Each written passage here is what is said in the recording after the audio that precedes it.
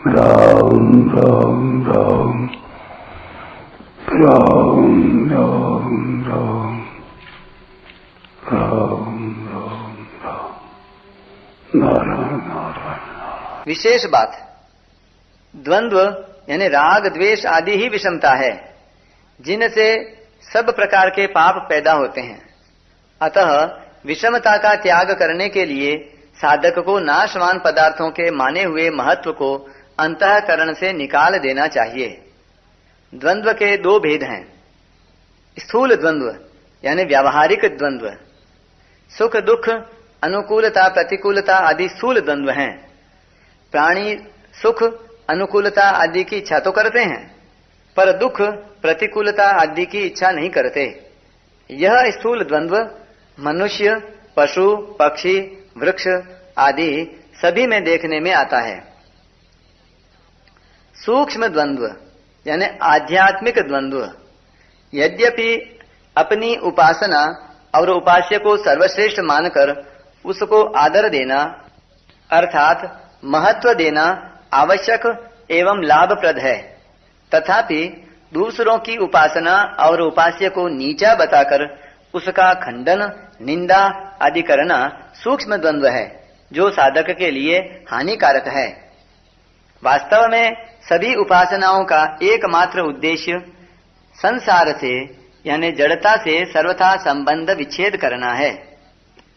साधकों की रुचि, श्रद्धा, विश्वास और योग्यता के अनुसार उपासनाओं में भिन्नता होती है, जिसका होना उचित भी है। अतः साधक को उपासनाओं की भिन्नता पर दृष्टि न रखकर उद्देश्य की अभिन्नता पर ही दृष्टि रखनी चाहिए। दूसरे की उपासना को न देखकर अपनी उपासना में तत्परता पूर्वक लगे रहने से उपासना संबंधी सूक्ष्म द्वंद्व स्वतः मिट जाता है। गीता में स्थूल द्वंद्व को मोह कलिलम और सूक्ष्म द्वंद्व को श्रुति विप्रतिपन्ना पदों से कहा गया है।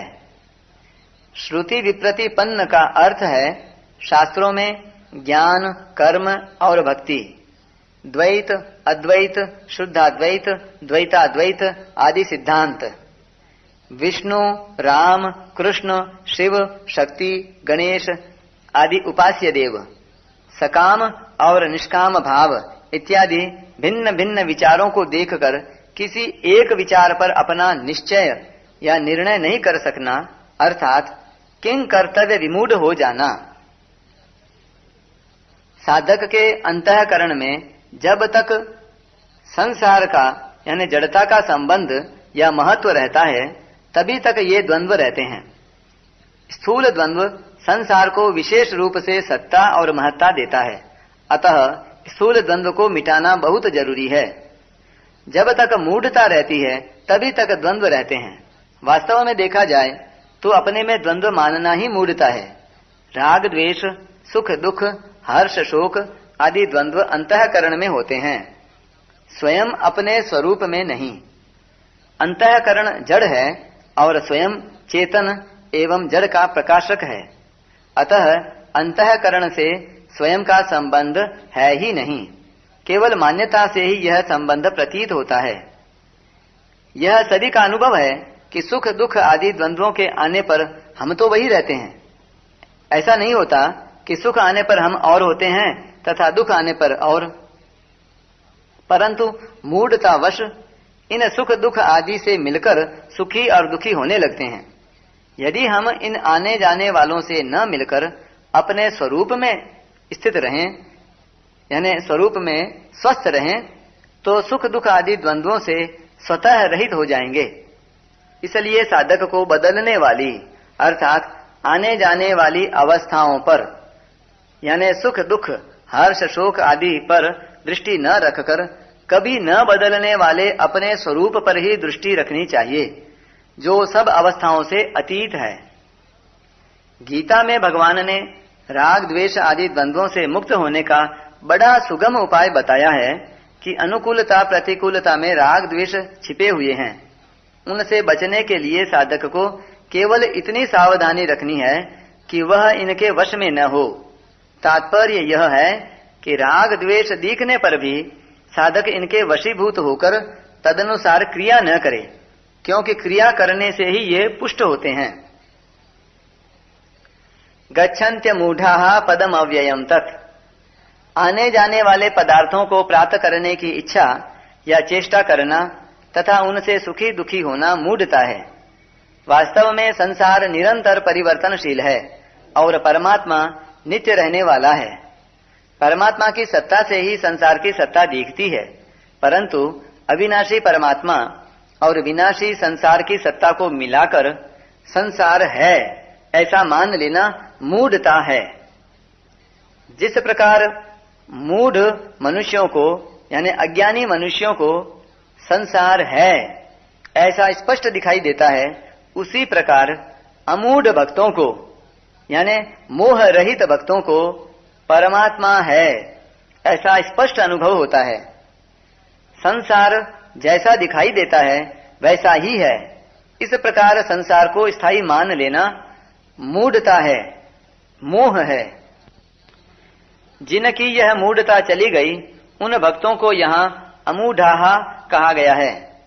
मूढ़ता चले जाने के बाद सुख दुख का असर नहीं पड़ता। जिस पर सुख दुख आदि द्वंद्वों का असर नहीं पड़ता वह मुक्ति का पात्र होता है।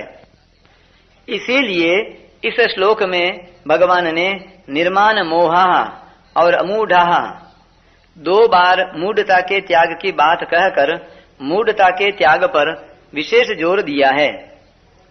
मूढ़ता अर्थात मोह दो प्रकार का होता है, परमात्मा की ओर न लगकर संसार में ही लग जाना और परमात्मा को ठीक तरह से न जानना। इस श्लोक में पहले निर्माण मोहाः पद से संसार का मोह चले जाने की बात कही है और यहाँ अमूढ़ाः पद से परमात्मा को ठीक तरह से जान लेने की बात कही है। जैसे निर्गुण तत्व को जानने वाला अमूढ़ यानी मोह रहित हो जाता है, ऐसे ही सगुण साकार को दृढ़ता पूर्वक मानने वाला भी अमूढ़ हो जाता है। जिस परमात्मा को इसी अध्याय के पहले श्लोक में ऊर्ध्व मूलम पद से कहा गया तथा जिस परम पद रूप परमात्मा की खोज करने के लिए चौथे श्लोक में प्रेरणा की गई और आगे छठे श्लोक में जिसकी महिमा का वर्णन किया गया है, उसी परमात्मा रूप परम पद को यहाँ अव्ययम पदम कहा है। जो ऊंची स्थिति के साधक भक्त मान मोह ममता आदि दोषों से सर्वथा रहित हो जाते हैं, वे उस अविनाशी परम पद को अवश्य प्राप्त होते हैं, जिसको प्राप्त कर लेने पर मनुष्य लौटकर नाशवान संसार में नहीं आता। वास्तव में तो मनुष्य मात्र उस पद को स्वतः प्राप्त है, पर उधर दृष्टि न रहने से उसको वैसा अनुभव नहीं होता। इसे एक उदाहरण से समझना चाहिए। हम रेलगाड़ी से यात्रा कर रहे हैं, हमारी गाड़ी एक स्टेशन पर रुक जाती है। हमारी गाड़ी के पास दूसरी पटरी पर खड़ी हुई दूसरी गाड़ी सहसा चलने लगती है। उस समय उस चलती हुई गाड़ी पर दृष्टि रहने से भ्रम से हमें अपनी गाड़ी चलती हुई दिखने लगती है, परंतु जब हम वहां से अपनी दृष्टि हटाकर स्टेशन की तरफ देखते हैं तब पता लगता है कि हमारी गाड़ी तो ज्यों की त्यों अपने स्थान पर खड़ी हुई है। इसी प्रकार संसार से संबंध होने पर मनुष्य अपने को संसार की तरह क्रियाशील यानी आने जाने वाला देखने लगता है, पर जब वह संसार से दृष्टि हटाकर अपने स्वरूप को देखता है तब उसको पता लगता है कि मैं स्वयं तो ज्यों का त्यों ही हूँ। परिशिष्ट भाव ज्ञान योग और कर्म योग के अंतर्गत भक्ति नहीं आती, पर भक्ति के अंतर्गत ज्ञान योग और कर्म योग दोनों आ जाते हैं। इसलिए यहाँ अध्यात्म नित्यः पद से ज्ञान योग और विनिवृत्त कामः पद से कर्मयोग ले सकते हैं।